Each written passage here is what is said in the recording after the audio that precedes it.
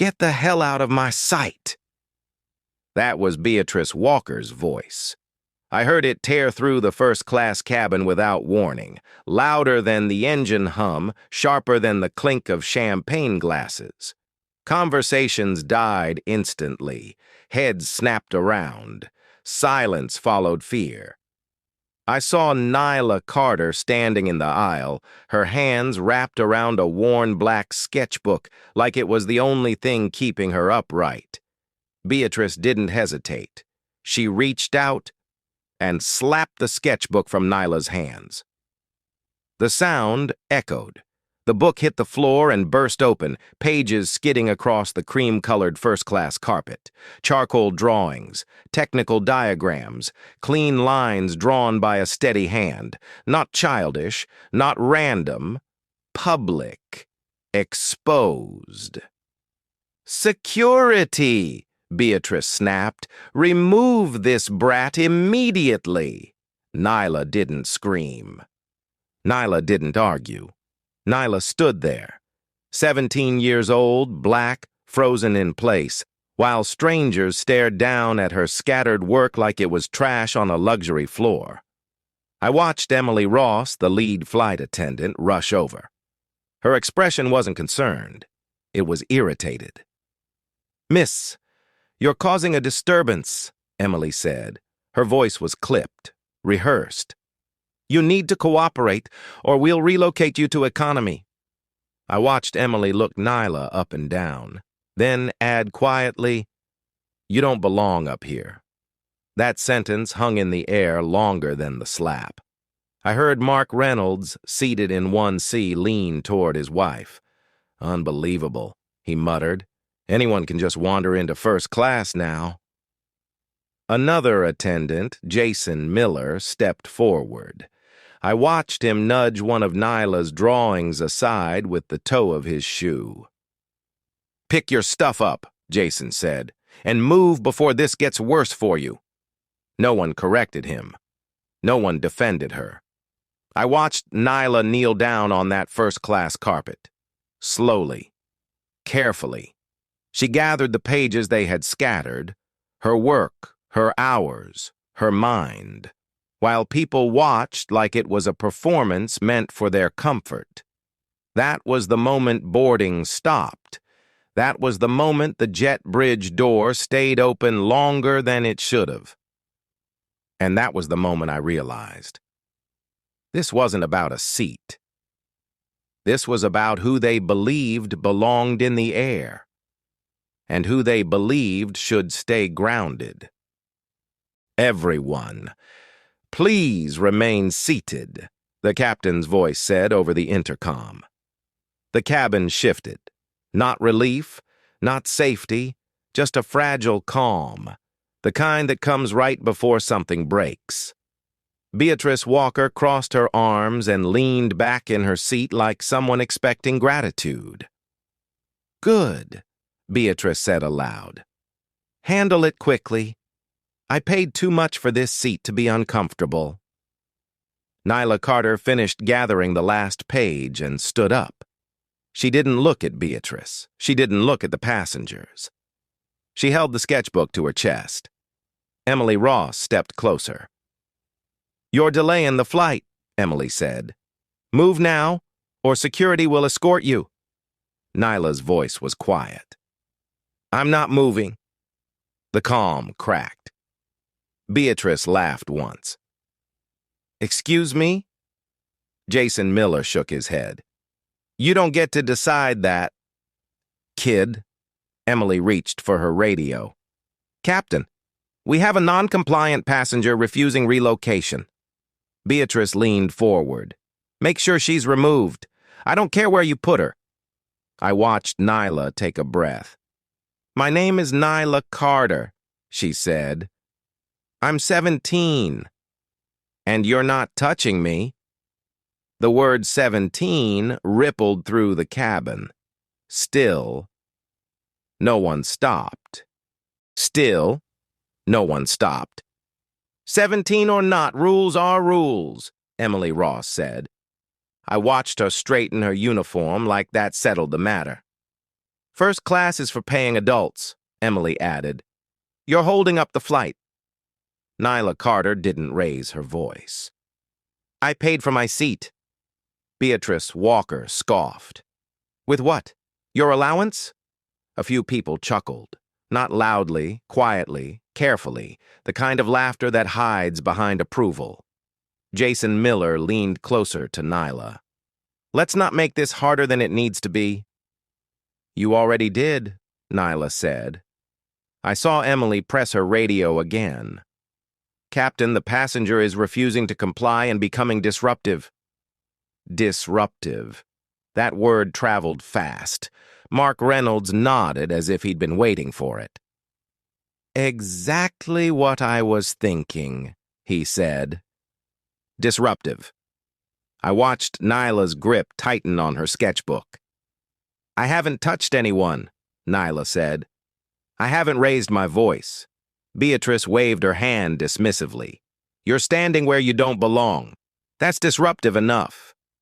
Silence followed. Heavy, awkward, loaded. Emily leaned down, lowering her voice like she was being generous. If you cooperate now, we won't escalate this. Nyla looked at her. You already did. Jason sighed. Why do they always make it about race? Nyla turned to him slowly. You just did. That was when I felt the unease spread. People shifted in their seats. Someone cleared their throat. Someone looked away. Because suddenly, the story they were telling themselves didn't fit the scene in front of them. Emily straightened. Captain, we need security at the gate. Beatrice smiled again. Tight, satisfied. Finally, Nyla Carter stood still in the aisle, not blocking anyone, not shouting, just existing where she was told she didn't belong. The intercom clicked. Cabin crew, hold position, the captain said. Emily froze. Jason blinked. Beatrice's smile faltered. Hold position? Beatrice repeated. The captain didn't answer immediately. That pause changed the air. Captain, this passenger is delaying departure, Emily said quickly. We're requesting removal authorization. Another pause. Longer this time. Then, what is the passenger's name? The captain asked. Emily hesitated. She looked at Nyla, then back at her radio. Nyla. Carter, she said. The name landed differently than expected. I watched Jason's brow crease. Repeat that, the captain said. Nyla Carter, Emily said again. Silence. Not the awkward kind, the serious kind. Beatrice leaned forward. What does her name have to do with anything? No one answered her. The unease thickened. Because when systems pause, it usually means something doesn't add up. And Nyla Carter stood there, quiet, steady, while the plane waited on her name. Captain, this is getting out of hand, Emily Ross said. I heard the edge in her voice, the kind that comes when control starts slipping. We have a miner refusing crew instructions. We need her removed. Beatrice Walker nodded vigorously. Exactly. This is ridiculous. I've never been treated this way on a flight. Nyla Carter didn't respond. She stood there, sketchbook pressed to her chest, eyes forward. Jason Miller stepped closer, lowering his voice. You're embarrassing yourself, he said. And you're embarrassing everyone else. Nyla looked at him. You embarrassed me first. Jason scoffed. You came into first class looking like you didn't belong. What did you expect? That sentence landed hard. I watched heads turn, but no one corrected him. Emily crossed her arms. We're past expectations now. You've delayed this flight long enough. She leaned into her radio again. Captain, I strongly recommend removal for non-compliance. The intercom stayed silent. Beatrice's voice rose. Are you telling me this plane isn't moving because of her? Nyla finally spoke, steady, clear. The plane isn't moving because you're choosing not to listen. Beatrice snapped her head toward her. Don't talk back to me. Nyla didn't flinch. I wasn't talking to you. A few passengers gasped. Mark Reynolds shook his head. This is unbelievable. What's unbelievable, Nyla said calmly, is how comfortable you are treating me like I don't exist. Emily stepped forward. That's enough. She gestured toward the aisle. Jason, escort her off the aircraft. Jason hesitated, just for a second. I said escort her, Emily repeated. Jason reached out, not touching Nyla, but close enough to threaten it. Last chance, he said. Move. Nyla didn't step back. You put your hands on me, Nyla said, and this becomes something you can't undo. Beatrice laughed sharply. Listen to her. Threatening the crew now. Emily pressed the radio again. Captain, we are initiating removal. That's when the intercom clicked. Do not remove the passenger, the captain said. Every movement stopped. Emily froze mid-step. Jason's hand dropped. Beatrice stiffened. Captain, with respect, Emily said. This passenger is disrupting cabin operations. The captain's voice came back slower, measured. Ms. Ross, I need you to step away from Nyla Carter. Beatrice stood up. Why are you protecting her? The captain didn't answer her. Ms. Ross, the voice repeated. Step away now. Emily obeyed, reluctantly. I watched the power shift, not loudly, not dramatically, but unmistakably. And for the first time since this started, Nyla Carter wasn't the one being watched. The crew was. No one spoke. Not because they were told to, but because no one knew what to say anymore. The hum of the engines grew louder in the absence of voices. A seatbelt clicked somewhere behind me. Someone exhaled. Emily Ross stepped back from Nyla Carter like she had just realized how exposed she was. Jason Miller shifted his weight, suddenly unsure where to stand. Beatrice Walker remained on her feet, arms crossed, jaw tight. This is unacceptable, Beatrice said into the quiet. I deserve an explanation. The cabin stayed silent. Nyla stood in the aisle, still holding her sketchbook, still not moving. She didn't look angry. She didn't look afraid. She looked tired. Emily cleared her throat. Captain, with respect, we can't just stop operations over one passenger. The intercom stayed quiet, longer than before. That silence was deliberate. I watched passengers begin to avoid eye contact with Nyla, not because she had done anything, but because now they were aware of themselves. Mark Reynolds stared straight ahead. His wife leaned toward him, whispered something. He didn't respond.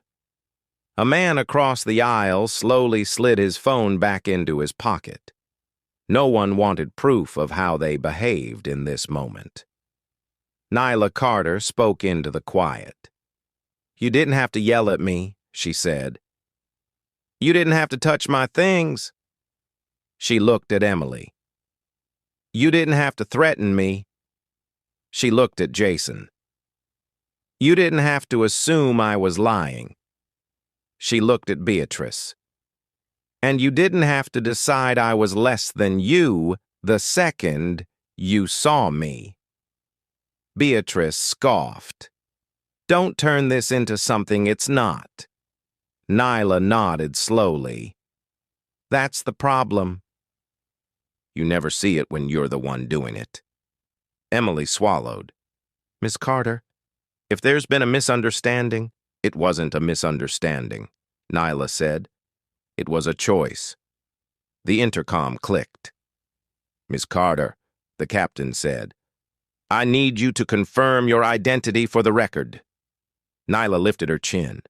Nyla Carter. Passenger ID ending in 4472. External systems verification clearance assigned this morning. A few heads snapped up. Emily frowned. What does that mean? The captain answered her. It means Ms. Carter is not a standard passenger. Beatrice laughed nervously. What is she then? Another pause. The kind that carries weight. She's the reason this aircraft has not been cleared to depart, the captain said. Silence crashed down harder than any shouting had. Emily's face drained of color. Jason's mouth opened slightly, then closed. Beatrice slowly sat down. No one interrupted. No one laughed. And for the first time since this began, Nyla Carter wasn't defending herself. She was waiting. Say that again, Beatrice Walker said. Her voice wasn't sharp anymore. It was thin. The captain didn't rush. Nyla Carter is listed in our flight system as the external verification authority for this aircraft's adaptive safety architecture. Without her confirmation, this plane does not move. Emily Ross shook her head. That's not possible. She's a teenager. She's a systems designer, the captain replied, and she completed final validation this morning. Jason Miller took a step back from Nyla, like the aisle itself had shifted. You designed something on this plane? He asked. Nyla answered calmly. I designed the override logic that keeps the aircraft stable if automated systems fail. No one spoke.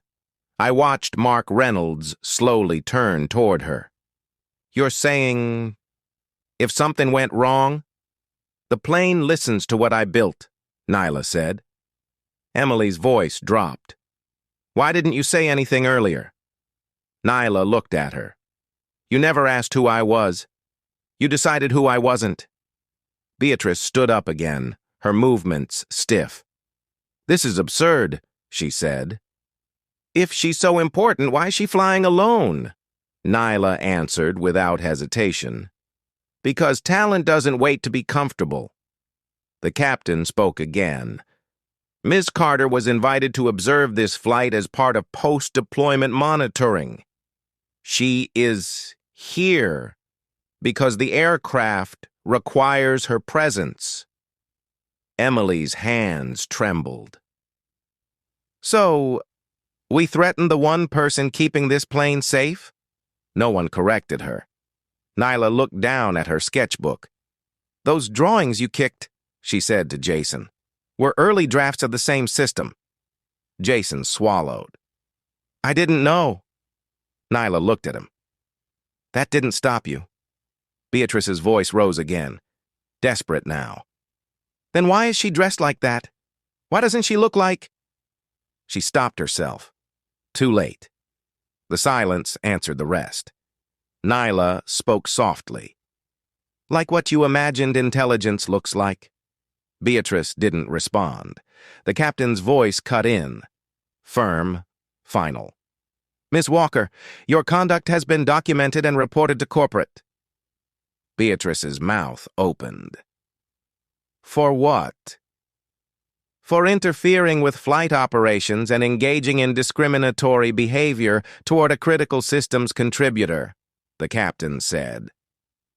Emily closed her eyes. Jason stared at the floor. Nyla Carter stood exactly where she had been the entire time. Not taller, not louder, just finally seen. This is unbelievable, Beatrice Walker said. Her voice shook now. I didn't know who she was. Nyla Carter didn't answer her. The captain did. That is not a defense, Miss Walker. Emily Ross swallowed hard. Captain? What happens now? Another pause. Not rushed, not gentle, measured. Now, the captain said, accountability happens. Emily straightened like she was bracing for impact. Ms. Ross, the captain continued, you authorized escalation against a minor without cause. That decision is being reviewed. Emily nodded stiffly. Understood. Mr. Miller, the captain said, your physical intimidation and handling of sensitive materials have been documented. Jason's shoulders dropped. Yes, sir. Beatrice leaned forward again, voice brittle. So what? I'm the villain now? Nyla finally looked at her. You were the loudest, Nyla said. That doesn't make you the only one. The words settled like dust. No one brushed them away. Mark Reynolds cleared his throat. I think this has gone far enough, he said. People make mistakes. Nyla turned toward him. Mistakes happen in private, she said. What happened to me was public. Mark looked away. The captain spoke again. Miss Carter, do you still confirm system integrity? Nyla paused. Not for drama, for honesty. Yes, she said. The aircraft is safe to fly. The engines responded, low, steady. But the damage stayed. Emily approached Nyla slowly. Miss Carter, she said, I owe you an apology. Nyla met her eyes. Apologies don't erase patterns, Nyla said at Joe. They just reveal them. Emily nodded. Tears pressed, but didn't fall. Jason spoke next, barely above a whisper. I'm sorry. Nyla answered him the same way. Do better when no one important is watching. Beatrice stayed seated, silent now. That silence was her cost. The plane began to move. As we pushed back from the gate, no one celebrated. No one spoke loudly. No one reached for champagne. Because everyone knew the truth. This flight didn't almost fail because of technology. It almost failed because of people. As the plane lifted off, no one applauded. The wheels left the ground, and with them went the certainty everyone boarded with. The certainty that power always knows best. That authority is always right. That belonging can be judged at a glance. Nyla Carter returned to her seat without ceremony. No escort, no announcement, no apology, loud enough to match the humiliation she endured. Emily Ross stood at the front of the cabin, suddenly careful with every word she spoke. Thank you for your patience, Emily said. We appreciate your cooperation. No one answered her. Jason Miller avoided Nyla's row entirely. Beatrice Walker stared straight ahead, her reflection trapped in the window beside her.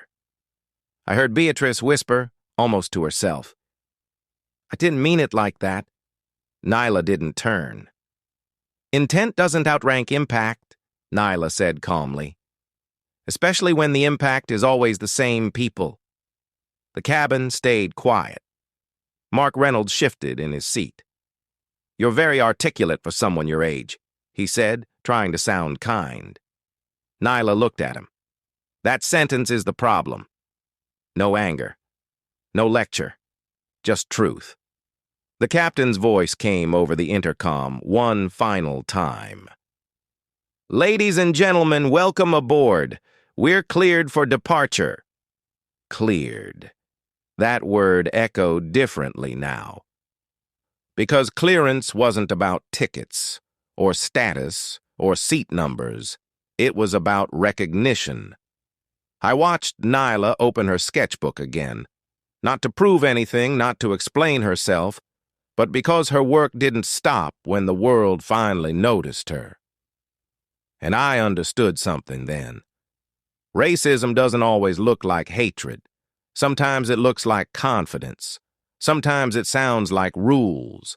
Sometimes it hides behind uniforms, policies, and polite smiles. And sometimes it collapses quietly when confronted by someone who refuses to shrink. Nyla Carter never raised her voice. She never demanded respect. She simply stood where she belonged and let the truth do the work. That was the moral. Never decide who matters by how they look, or how young they are, or where they're sitting.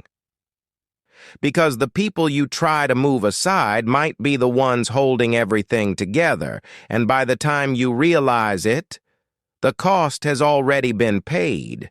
If this story moved you, if it made you uncomfortable, if it made you think twice about how quickly people are judged, then don't let it end here. Like this video so this story reaches someone who needs to hear it. Share it, because silence is how these moments repeat themselves. And subscribe to Clear to Speak, where stories that are pushed aside, ignored, or silenced finally get heard. Because some truths don't need permission. They just need to be spoken.